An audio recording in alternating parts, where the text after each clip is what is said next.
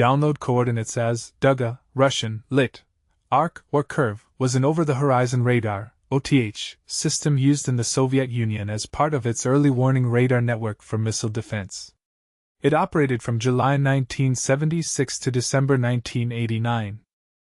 2 operational Duga radars were deployed, with one near Chernobyl and Lubek in the Ukrainian SSR, and the other in eastern Siberia. The Duga system was extremely powerful, reaching over 10 megawatts, and emitted in the shortwave radio bands. It was given the nickname Russian woodpecker by shortwave listeners for its emissions randomly appearing and sounding like sharp, repetitive tapping noises at a frequency of 10 Hz. The random frequency hops often disrupted legitimate broadcasts, amateur radio operations, oceanic, commercial, aviation communications, and utility transmissions, resulting in thousands of complaints from many countries worldwide. The signal became such a nuisance that some communications receivers began including woodpecker blankers in their circuit designs. The unclaimed signal was a source of speculation, giving rise to theories such as Soviet brainwashing and weather modification experiments. However, because of its distinctive transmission pattern, many experts and amateur radio hobbyists realized it was an over-the-horizon radar system.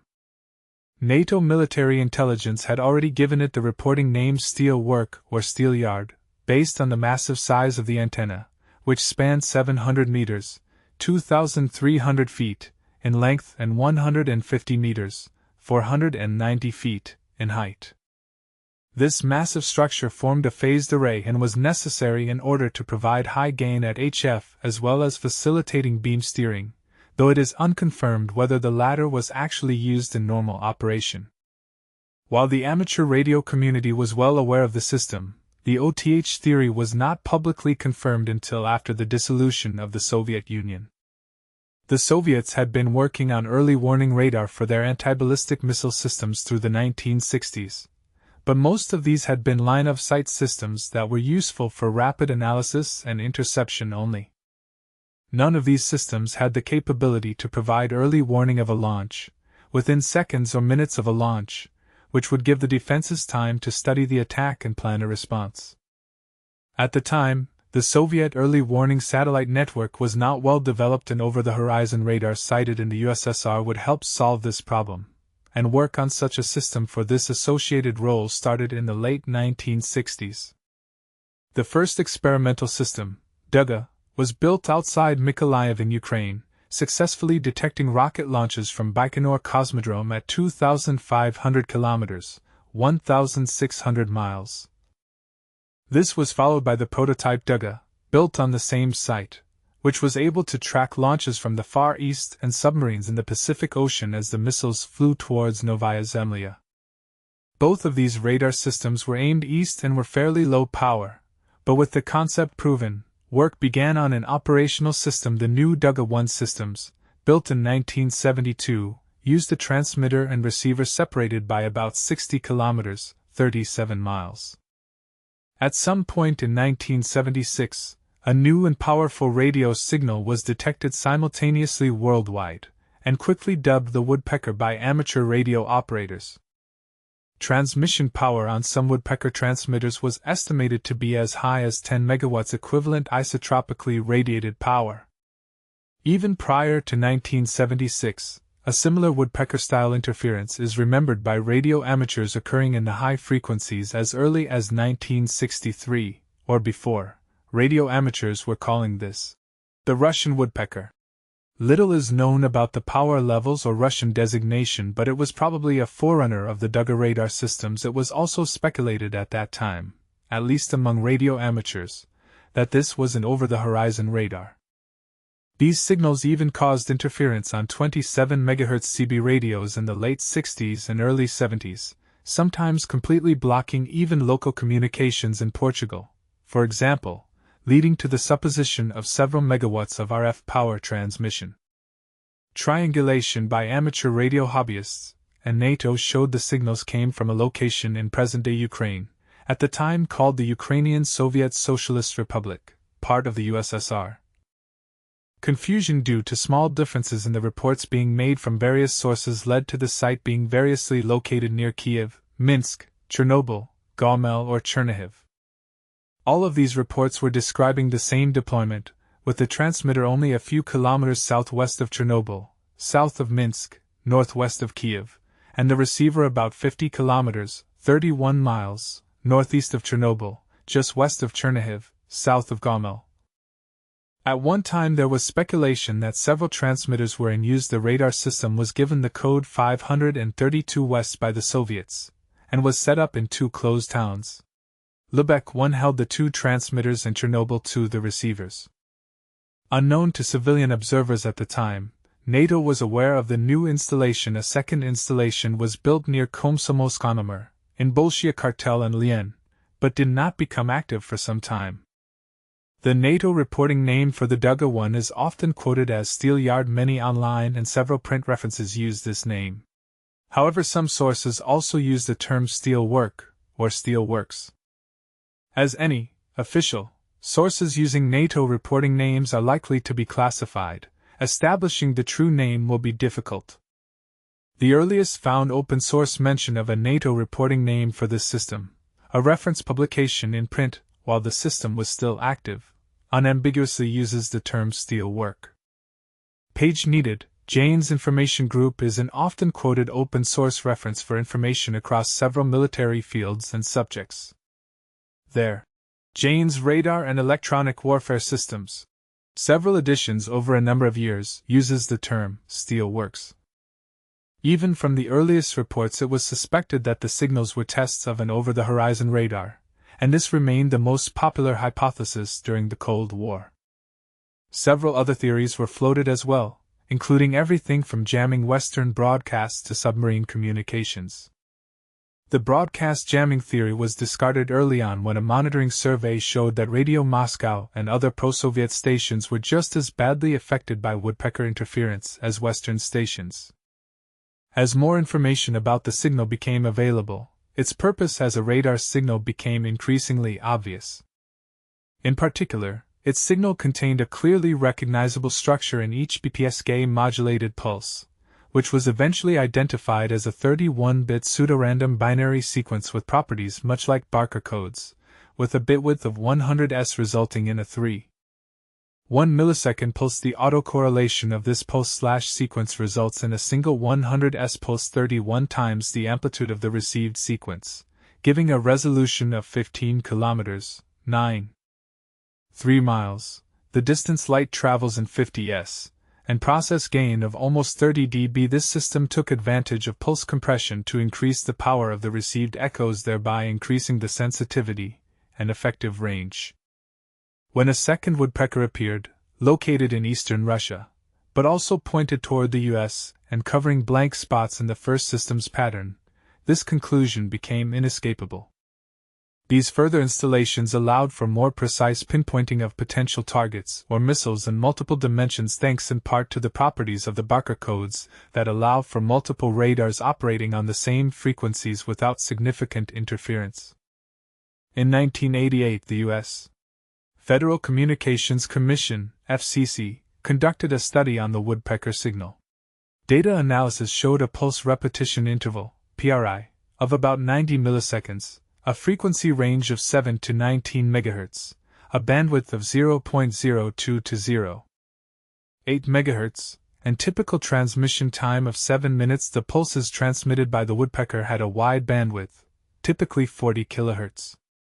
Their repetition frequencies were 10 Hz, 16 Hz, and 20 Hz, with the most common frequency of 10 Hz, while the 16 Hz and 20 Hz modes were rarely used. To combat this interference, amateur radio operators attempted to jam the signal by transmitting synchronized unmodulated continuous wave signals at the same pulse rate as the offending signal. They formed a club called the Russian Woodpecker Hunting Club starting in the late 1980s. Even as the FCC was publishing studies, the signals became less frequent, and in 1989, they disappeared. Although the reasons for the eventual shutdown of the Duga systems have not been made public, the changing strategic balance with the end of the Cold War in the late 1980s may have had a part to play. Another factor perhaps was the success of the USKS early warning satellites, which began entering service in the early 1980s, and by this time had grown into a complete network. The satellite system provides immediate, direct and highly secure warnings, whereas any radar-based system is subject to jamming, and the effectiveness of OTH systems is also subject to atmospheric conditions. According to some reports, the Komsomolsk-on-Amur installation in the Russian Far East was taken off combat alert duty in November 1989, and some of its equipment was subsequently scrapped. The original Duga 1 site lies within the 30 kilometers, 19 miles, zone of alienation around the Chernobyl power plant.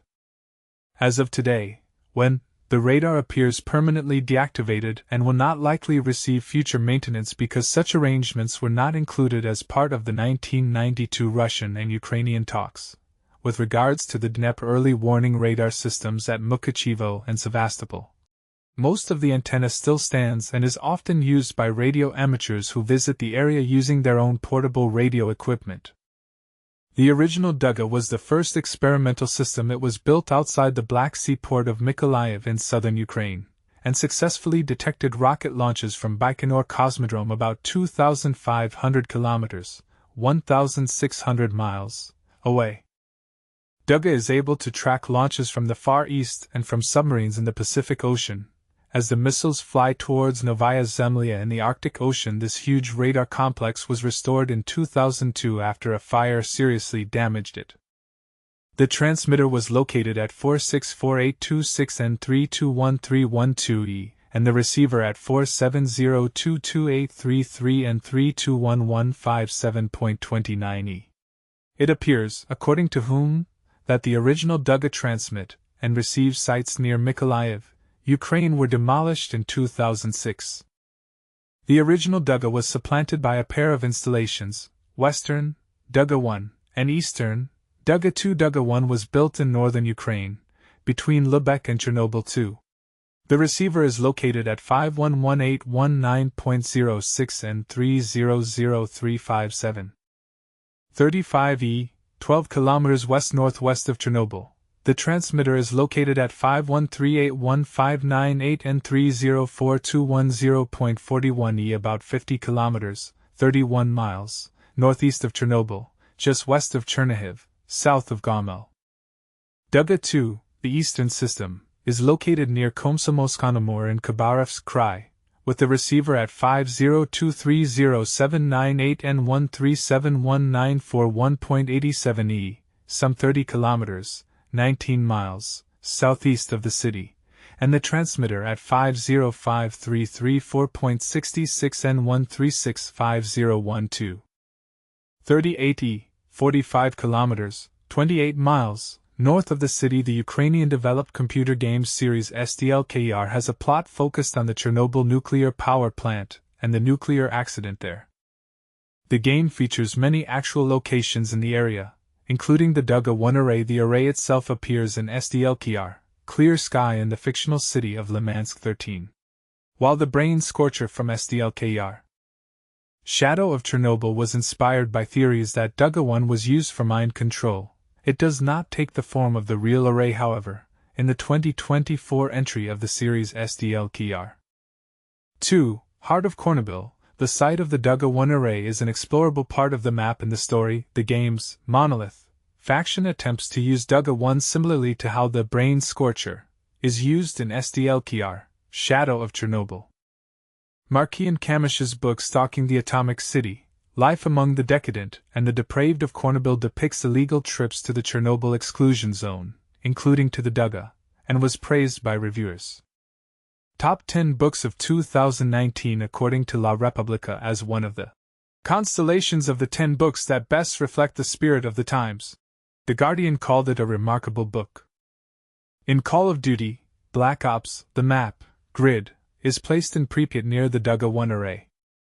A game later in the series, Cold War, uses the Duga as location for a possible final mission and as a map in the Zombies game mode Outbreak, the map being appropriately named Duga. The said map has rappel lines that can take the players up to the top or middle of the Duga. Despite the actual radar array lacking this, the Duga antenna array is also featured on the revised map. Verdansk 84. In the game Call of Duty, Warzone. The Russian woodpecker appears in Justin Scott's novel The Shipkiller. The Duga at Chernobyl was the focus of the 2015 documentary film, The Russian Woodpecker, by Chad Gracia. The film includes interviews with the commander of the Duga, Vladimir Musiets, as well as the vice commander, the head of the data center, and others involved in building and operating the radar. The documentary, which won numerous awards, also includes drone video footage of the array and handheld video footage of the surroundings, as well as a climb to the top by the cinematographer, Artem Rizikov. The film also proposes a conspiracy theory that the Chernobyl disaster was engineered to cover up failures in the radar's design. The Duga radar is featured in the drone racing simulator Liftoff, as the Russian Woodpecker. The Duga radar is also featured in the films of the Divergent series, where it was used as the giant wall and fence surrounding the main city. In wide shots, its structure was used to create computer-generated imagery of the superstructure, and several close-up scenes were shot directly at its location. A Duga radar is featured in the 2017 game PUBG Battlegrounds in a map which portrays a fictional Russian military base. The Chernobyl DLC for the game Spitfires features a representation of the sarcophagus and an antenna array similar in appearance to Duga. The Duga radar is heavily featured in the virtual reality game Pros Enlightenment, a suspense/puzzle game with the theory that the radar is being used by mind-controlling experiments during the 1950s to 60s. The game actually starts with the player ascending one of the pylons on a maintenance lift. A Duga radar is featured in the 2021 video game Chernobylite. In episode 12 of the first season of the NBC science fiction series Debris, the Duga radar array makes an appearance as a fictional array in the state of Virginia. The Chernobyl Duga site is featured in the Science Channel series Mysteries of the Abandoned, Season 1, Episode 1.